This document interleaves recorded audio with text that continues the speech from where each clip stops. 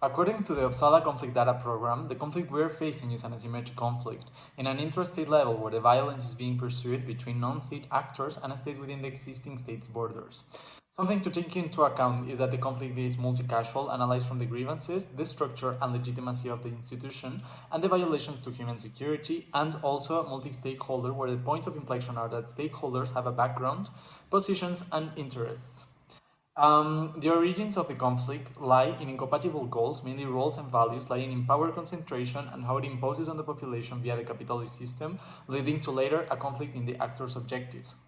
The states of the conflict can be seen in two parts: protracted social conflict and mutually hurting stalemate. As seen in the Markov conflict dynamic map, the mutually hurting stalemate is a stage where both parties are exhausted, recognize they can achieve victory, the cost of negotiation is less than continuing to fight, and start showing signals of willingness to negotiate. Nevertheless, a mutually hurting stalemate can return to be a low or high intensity conflict which continues to make the conflict protracted and self-reinforcing with other forces came into play.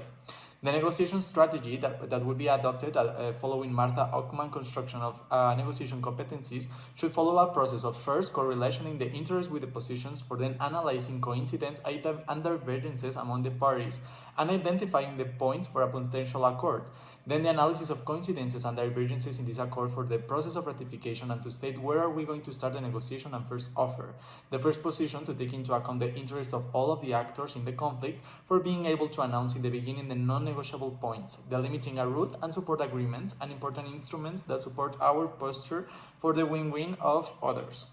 For the negotiation process, three aspects should be taken into account: to create value instead for looking for a single actor victory, to maintain fair procedures and outcomes, and to see each participant as partners and collaborators, not adversaries. This opens the opportunity to lead to a win-win process where, as Ockman states, a collaborative negotiation is one where information is exchanged, look for flexible solutions, share interest, and get a just and positive accords for both parties. This type of negotiation will function for a future implementation of the accords and a constructive relationship in the long term.